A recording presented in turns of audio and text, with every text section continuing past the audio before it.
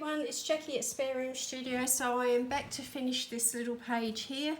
It is Matchstick Mouse 25 Days of Kindness colouring book, and I started part one with using the Faber Castell Connector pens, and I also used some different water-based markers that are brush tip and fine tip, so that you could see how it works when I use these water-based markers directly onto the paper. I don't lift the colour from a plate or a piece of plastic or something that's a non-porous surface first. I just colour directly onto the paper. And I showed you that I had a little bit of damage where the paper was pilling up. What I was doing just then was actually rubbing off those loose bits of paper. Most of it has come off, as you can see there. The rest of this should flatten out when I use some coloured pencil on it. And what doesn't flatten out or doesn't come off does not trouble me greatly, because as much as I love Matchstick Mouse, this is not an expensive colouring book for me to buy here in Australia, and I enjoy working in the way that I showed you in part one, and to me that negates any of the problems that I have. You know, I just enjoy working with it. So now I wasn't sure whether that was a window or a mirror. I'm going to treat it as a mirror, I think, because I've put that colour away now, so I no longer have that colour to hand, but I'm going to treat it like a mirror, I think. Or I might be able to match a Prismacolor colour to that. We'll see. We'll see how it goes along. So I've got the 150 set of Prismacolor coloured pencils in a pencil case here, and I'm going to use those to finish this page off, just to put a few details back in, give a bit of definition to some areas, and finish it off a little bit. So I apologise for you hearing my pencil sharpener. I'm going to use Prismacolor Light Umber just to put some darker areas and a bit of detail into Matchstick Mouse's fur. Now, one of the things that I was talking about in the last video was that I don't really have a lot of light colours left in my water-based marker collection until I open up a new set, and I'm trying to run down what I have before I open another set up. But I've used up a lot of the lighter colours that I had in the water-based markers, and so what I've been doing is just supplementing that with some coloured pencil, just to you know, make up for any shortfall that I've got in colours at the moment. Also, marker sets can tend to be a little bit on the darker side. You don't really get a huge amount of light colours in them, so if you like to work with lighter colours, that might be something you need to consider if you're going to give water-based markers a go, if you haven't already bought some. You can get some lighter sets of pastel colours, you know, that have the lighter colours in for that reason. But you will need to shop around and have a look. I think I bought this set of Primrosia was a curated set for the pastel colours, so it did have a lot of lighter colours in, but I tend to keep reaching for them, and I use them up really quickly. So I'm just giving Matchstick Mouse a little bit of definition into the fur there, and again a little bit on the window frame for the wood. I also want to keep that quite light in there, so I'm going to go for ginger root. I want to keep that quite light. I don't want it all to be too solid and heavy. So you might be able to hear a little bit of noise. I've had to open the window. We've had a very hot day today, and now we've got a cool change come through. It's raining and cooled off a little bit, so I've opened the window up to enjoy that, and you might be able to hear some car noise and people coming and going.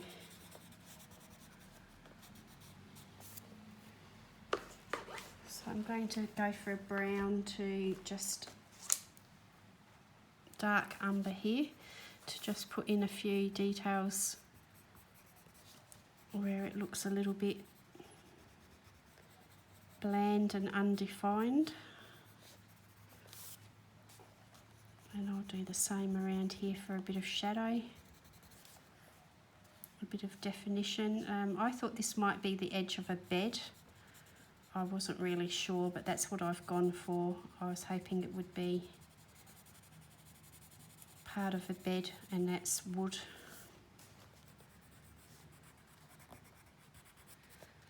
So you can see when I'm putting the coloured pencil on the top of the water-based marker base, I'm not being really fussy and I'm not being really overly careful. I'm just keeping a little bit of texture going, and I'm really just adding in some interest and some details back in where it might be a little bit too much of the same intensity of colour or the same sort of blending and it's looking a little bit flat and a bit boring. I'm adding a bit of visual interest back with the coloured pencils, and it's not, how can I say this without it being taken the wrong way? This is a very simple book. It's very cute, and Morgan O'Brien has really hit on a formula that works here, but it's a very simple book, and I don't feel like Matchstick Mouse needs to be overworked. If you start overworking it, you can lose some of that spontaneous, you know, simple joy that there is in the picture. So my thinking is, like, I just want to colour this in a fun, vibrant way, which doesn't equate to having 100 layers of finely blended colour for me. It's, you know, it's much more relaxed than that. That's how I want to approach it. And again, you know, that's my personal viewpoint, my personal feelings on it and how I'm looking at it, but that doesn't mean to say that I judge anybody that chooses to do differently.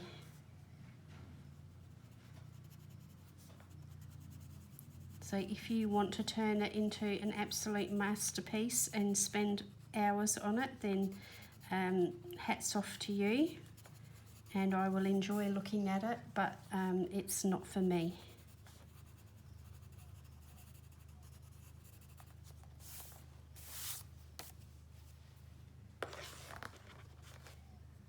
So I come to these books for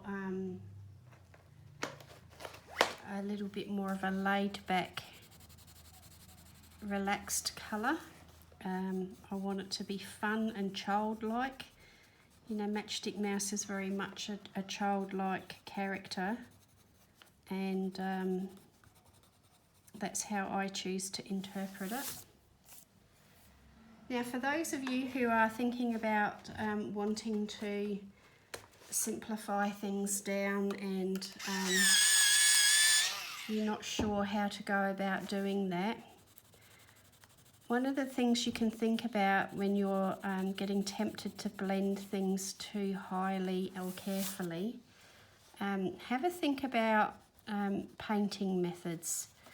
And if you think about the Impressionists, how they used lots of dots, dashes, daubs of paint to give you an impression of a story or a scene without painting lots of details, and they managed to do it very successfully. And that's partly because when you look at paintings like that, you haven't got your nose up to the glass and staring at it intently, and you're not getting up that close and seeing every little dot and dash, but when you stand back from it, it all blends in to tell you a really lovely story. So if you think about that with your colouring, very rarely do you have somebody come and pick your book up and stick it right under their nose to look really carefully at all the details. And if you share it on social media, you know, you take a photo and people might zoom in and have a look at it, but generally it's looked at from a certain distance, where those sorts of details tend to blend in. From a distance, you don't see it all.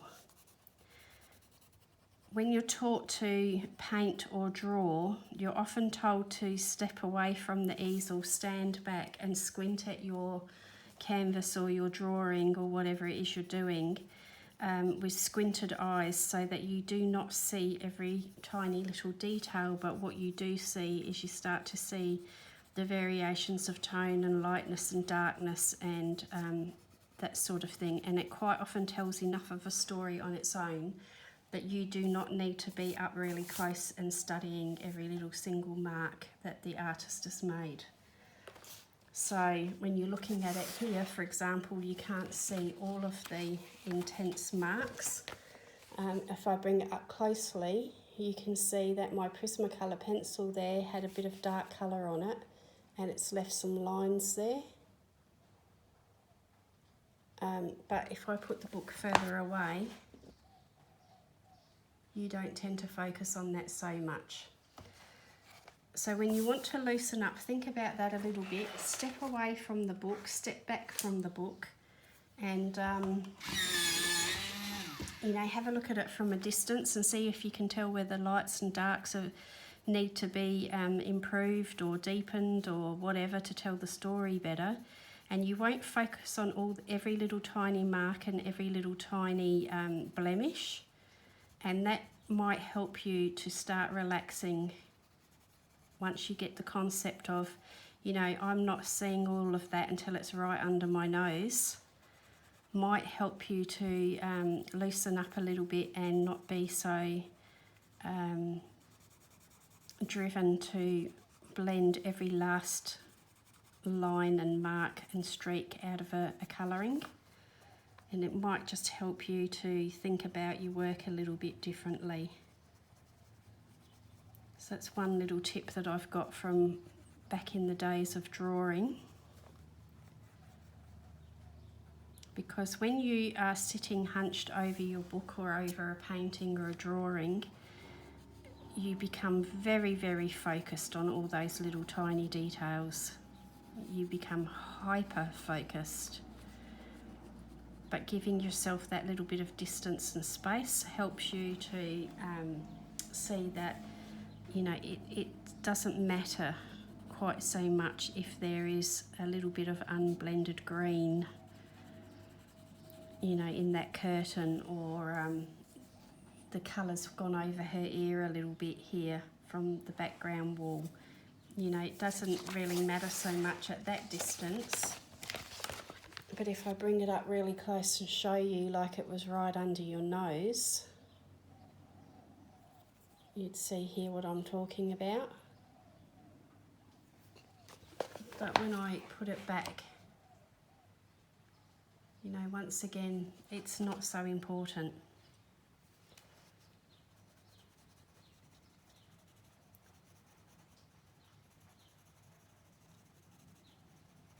Now also, if it's only for your, if you're the only person seeing your colouring books, like some people are on Instagram and like looking at other people's work but don't share their own work.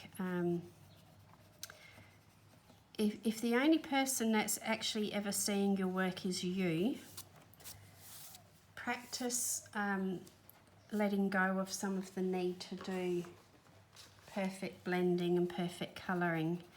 And it will take a little bit of time and it will make you feel really uncomfortable to start with. But start with some simpler books, something like this perhaps, or you know, if you've got a cheaper book that you don't worry about messing up so much as you know, Precious Mouse Guard or Ink House book or something. Practice just colouring more loosely and leaving some of these marks and things that you perceive as imperfections, whatever it is that bothers you.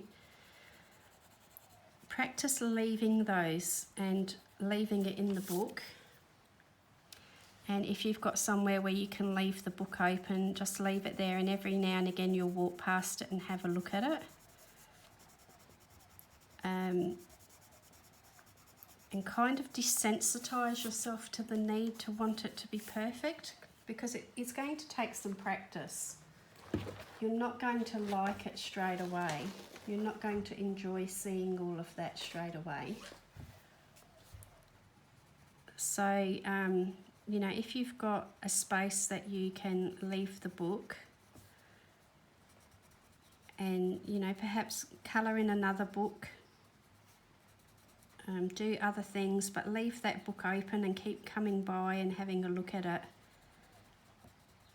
And try to practice looking at it with no real emotion. Start thinking about it as being somebody else's book or somebody else's picture. And if you saw somebody else had done that, what would you tell them? Would you point out every error to them?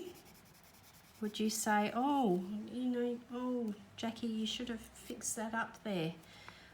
Would you say that to me if you could see my work in person and you were passing it by? You know, would you care about it enough to comment on that to me? Probably not. So have a little practice doing that for yourself. And as I say, it will feel uncomfortable and you will need to get used to it. But like anything else, you know, the more you do something, the more you practice doing it, the more comfortable you will get.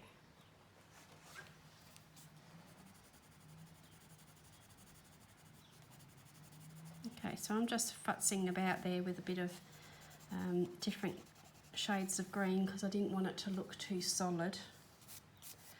And I don't want to overwork things too much, so I'm going to force myself to leave that alone. You know, some of these decisions that people make when they're colouring are conscious decisions. They're not just doing it by chance. So you are going to need to make some conscious decisions now and again where you tell yourself that's enough. You know, step back, leave it alone for a while.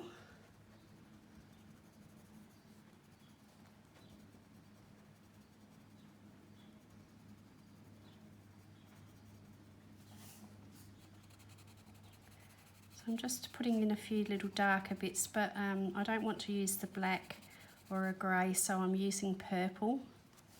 It just gives you a livelier, deeper sort of shadow.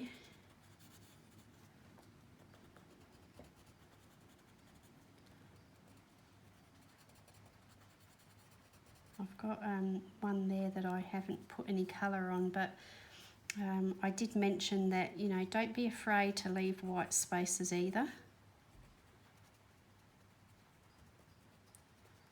You don't have to colour in every centimetre of your page. You can leave some white of the page showing through.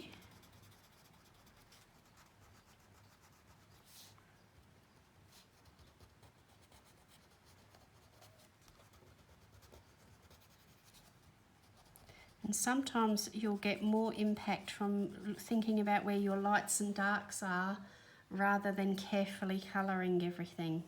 You know, just a few carefully placed shadows and highlights will probably have much more impact than perhaps giving 5 layers of colour to give you a finely blended window frame.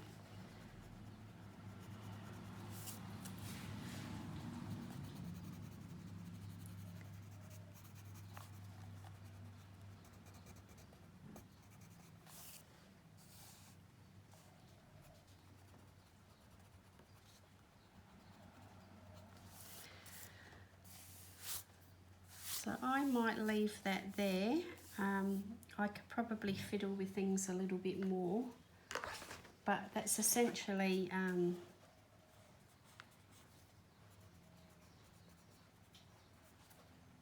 how I want it to look.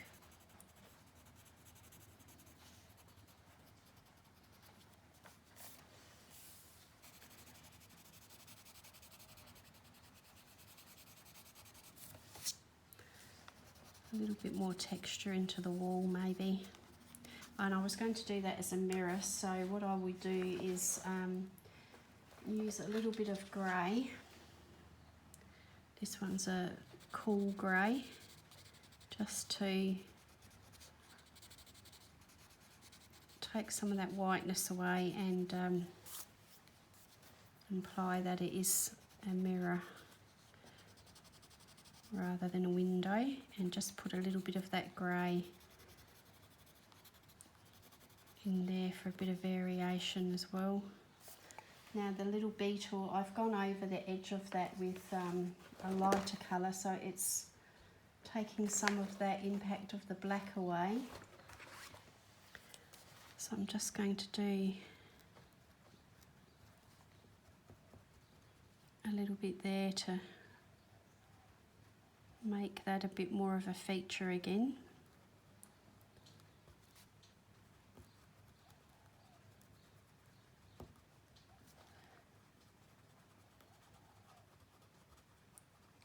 And sometimes the black printing isn't really the deepest, darkest black either, so save your black pencil for deepening up some of those areas.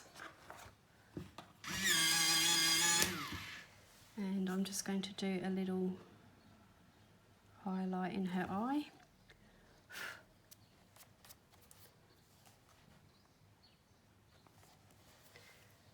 And that's it.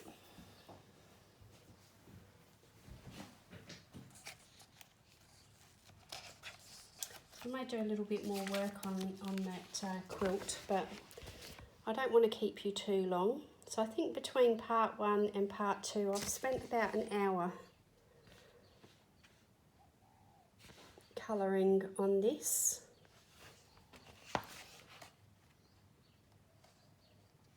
And after 1 hour, it's essentially finished. I'm pretty much done, apart from a little bit of work there on the quilt cover or quilt.